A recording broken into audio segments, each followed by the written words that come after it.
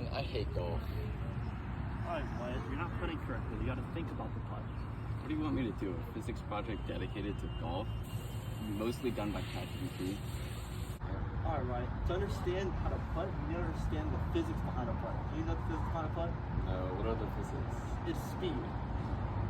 Once you find speed, is that all you need to make a putt? You think that speed is all that matters? No, you gotta look at the green. You have to look at the angle of the green. You have to look at the distance. You have to look at the moisture content. You have to see how hard the green is or soft the green is. Okay, to understand the distance and like the speed you need to put on the ball, you need to look at the green. If the green is hard, dry, and the grass is cut short, then the green is hard and your ball is going to travel farther. If the green is moist and the grass is longer, then the ball is going to travel less. So looking at the green right there, what do you think that green is? Is it dry and the grass is cut short, so the ball will travel fast? Exactly. Alright, Wyatt, when you play, you have to make sure that your hands travel straight through the ball. In that original replay, in that original putt, your hands are traveling diagonally. Watch the replay. Did you see your hands move diagonally across the ball? No. Watch the replay again. Okay, so my hands don't move diagonally, it's straight through the ball. Correct. Now, you ready to putt now? No, I think I should understand the physics concepts first. Well, let's go to a classroom. Alrighty, Wyatt. The physics behind putting are simple. You just need to know some basic math and a little bit over there, and you should be good to go. Starting off, how much weight is in this golf ball? 10 kilograms? Incorrect. Give me it back. This is ridiculous. It's 0.0459 kilograms. This is basic math. You should be able to know this. Now, from there, we know that 0.45 newtons is going to be the normal force because we take this times the force of gravity, which is about 9.81, and we get 0.45 newtons. Alrighty, so if we look at the coefficient of friction, we have the coefficient of friction equals the frictional force exerted on the golf ball over the like normal force, which is 0.45. Now, we plug this in. This number, 0.003, is an estimate. I don't know the exact, coefficient of friction for the green at San Jose. It's just an estimate. We know the normal force. We do this equation. We multiply it out. What does this number say?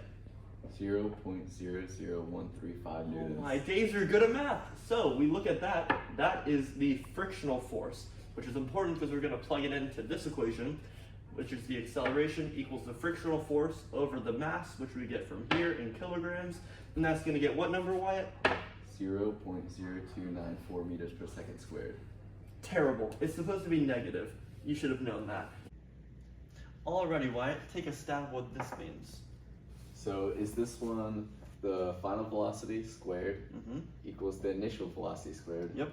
Plus 2 times acceleration times distance. Correct. The distance is going to be 5 feet, which was the putt that you missed horrendously at the beginning of the video, is going to be in meters. So you know that, and then that you get from this, and then that is the final velocity when it goes in the hole. Hopefully, is going to be 0. You do this equation, you get what number? 0.299 meters per second. Nice. That's going to be the initial velocity. So impulse equation, we learned this. So you plug everything in. You take the original kilograms, plug that in, take that number, you plug it in there, over 0.1, which is the average amount of time the putter makes contact with the ball. And then you divide that out, and what do you get for the force of the putt that you need? 1.373 newtons. So do you think we're done now? No. Absolutely not. We have another equation over there. Alrighty, Wyatt. Work and power equations. I taught you enough. You explain this one. Alright. So work equals force times distance. And we found force in the last equation. So work equals 1.373 newtons times 1.524 meters. So for the work, you get 2.092 joules. Now for power just is work divided by time.